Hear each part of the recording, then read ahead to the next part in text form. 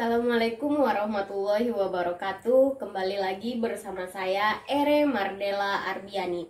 Pada kesempatan kali ini di pertemuan ketujuh kita akan membahas tentang kalimat efektif. Kalimat efektif adalah susunan kata yang sesuai dengan kaidah kebahasaan secara baik dan benar.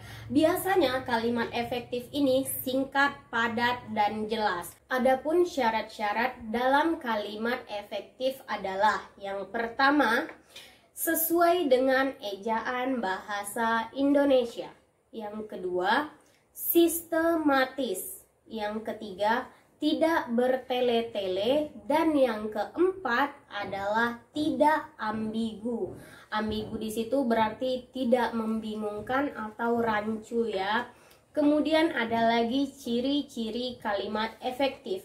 Ciri-ciri kalimat efektif ini biasanya ada 5. Yang pertama adalah kesepadanan strukturnya, yang kedua kehematan kata, yang ketiga ada kesejajaran bentuk, yang keempat ada ketegasan makna, dan yang terakhir adalah kelogisan. Logis berarti masuk akal ya. Selanjutnya kita akan membahas tentang pola kalimat dasar. Pola kalimat dasar ini biasanya terdiri dari 8. Yang pertama itu ada subjek dan predikat. Yang kedua ada subjek, predikat, dan objek. Yang ketiga ada subjek, predikat, dan pelengkap. Yang keempat subjek, predikat, dan keterangan. Yang kelima ada subjek, predikat, objek, keterangan. Yang keenam ada subjek, predikat, objek, dan pelengkap. Yang ketujuh subjek, predikat, pelengkap, dan keterangan. Dan yang kedelapan ini yang paling kompleks, yaitu subjek, predikat, objek, pelengkap, dan keterangan. Sebagai contoh kompleksnya adalah Mika membelikan abangnya buku pada hari Minggu kemarin.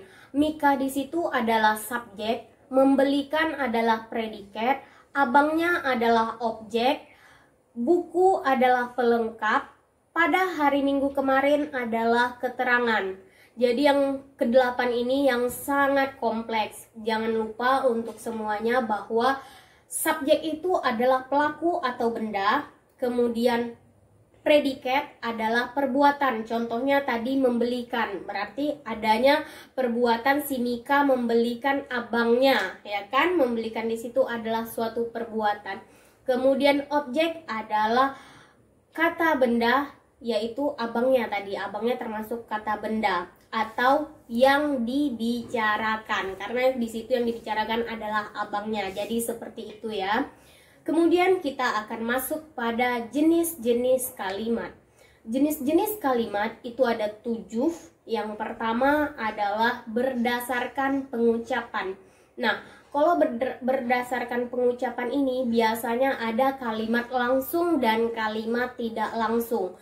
Kalau kalimat langsung seperti yang langsung kita bicarakan. Kalau kalimat tidak langsung, kalimat yang menggunakan tanda petik 2. Misalnya kita mengutip percakapan orang lain, seperti itu. Kemudian yang kedua adalah berdasarkan jumlah frasa atau struktur gramatikalnya, itu juga terbagi menjadi 2. Yang pertama ada kalimat tunggal dan kalimat majemuk.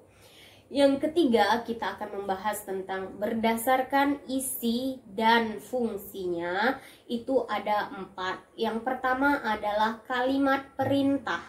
Yang kedua ada kalimat berita. Yang ketiga ada kalimat tanya. Yang terakhir, yang keempat adalah kalimat seruan. Nah, mungkin banyak yang bertanya tentang kalimat perintah dan kalimat seruan itu berbeda. Kalau perintah berarti ada yang diperintahkannya, dan itu bisa juga menggunakan tanda seru kalau dalam penulisan. Nah, kalau kata seruan di sini bisa saja dia menggunakan tanda seru ataupun tanda titik. Yang penting itu menyatakan sesuatu yang wah, seperti itu. Kemudian yang keempat kita akan membahas berdasarkan unsur kalimat.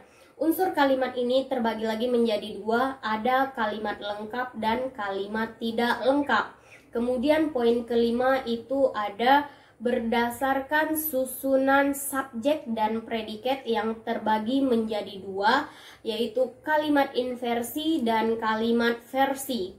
Yang keenam, ada berdasarkan bentuk gaya penyajiannya atau retorikanya, dan itu kita bagi menjadi tiga. Yang pertama kalimat yang lepas, yang kedua kalimat yang klimaks, yang ketiga adalah kalimat yang berimbang.